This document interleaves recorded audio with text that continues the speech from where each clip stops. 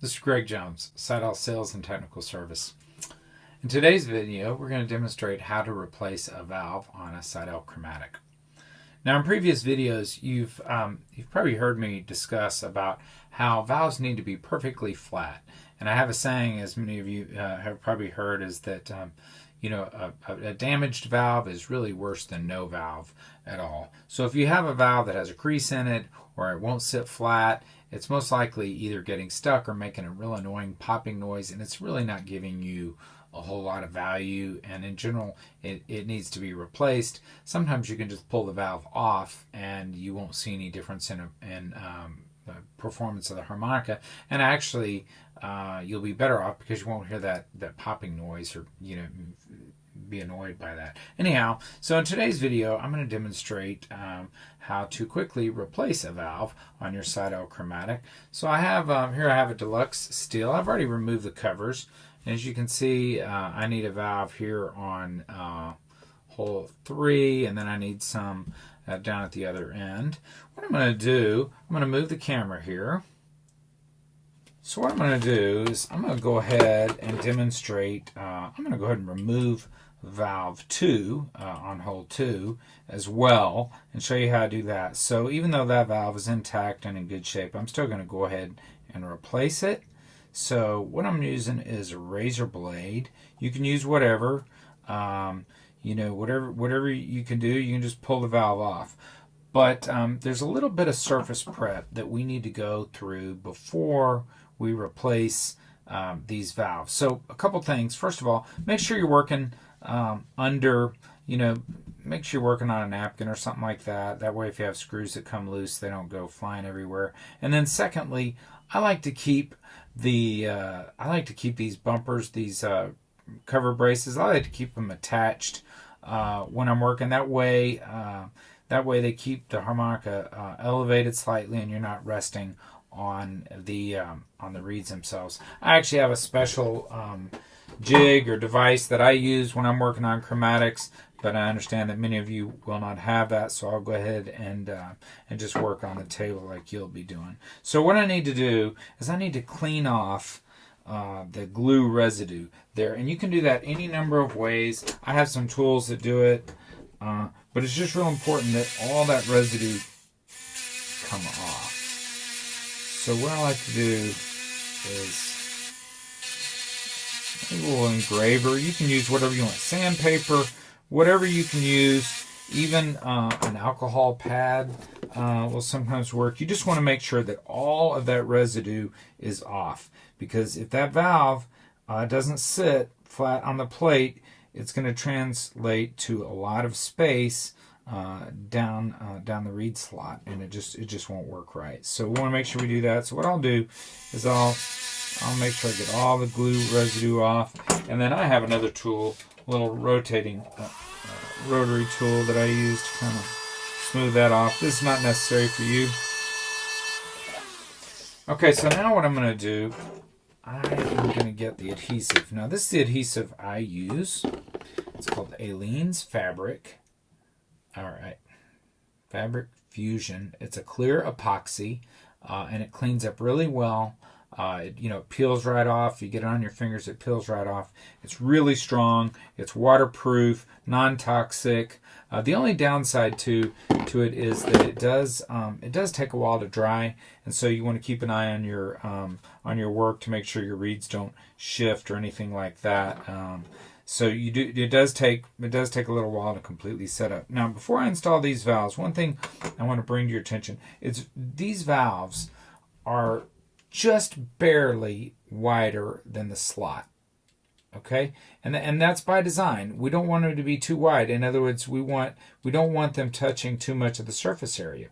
Okay, because the more surface area they touch, the more they can the more they'll stick. And the heavier they'll be. So we want them to be just wide enough to cover the slot, but they have to be installed straight so that there's no gaps there, and that can be a little bit tricky. So I have a little technique I use. What I do is I will engrave or etch a line right at the end of that slot and right at the top, and basically that just kind of creates a center line that goes that runs the slot there. That's just kind of my that helps me eyeball it a little bit better and keep it straight. So now what I'm going to do is I take some of this Aleene's fabric fusion glue, and usually I'll put a little on my napkin there, and just to see how it comes out, make sure I get the air bubbles out. And then what I'm going to do is I'll just put a little bit right there, right on the rivet head, and then a little bit more right on this rivet head. And then we'll get my valves. Remember, I have a 2 slot and a 3.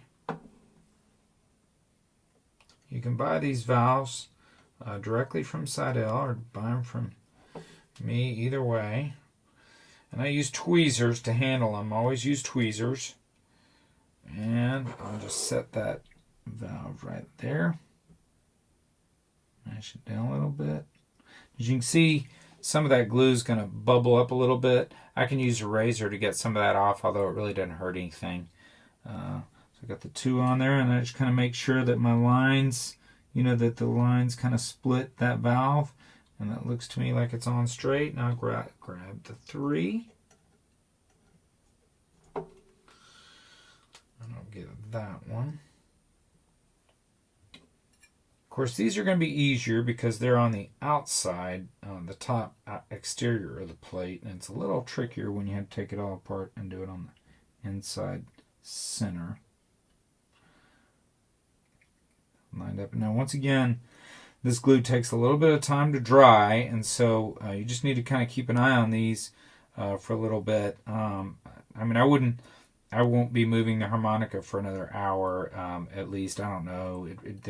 I could probably handle it after 30 minutes, but just make sure we give it plenty of time if you're using this Aleene's fabric glue.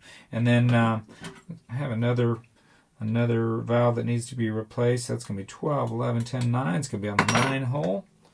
So I'll go ahead and put a little dab of glue right there.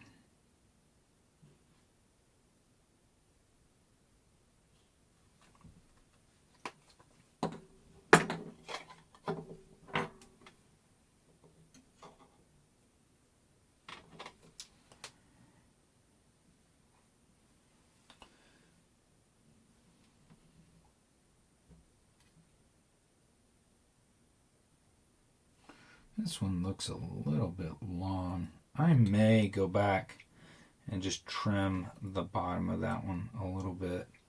So I've got that one on there straight.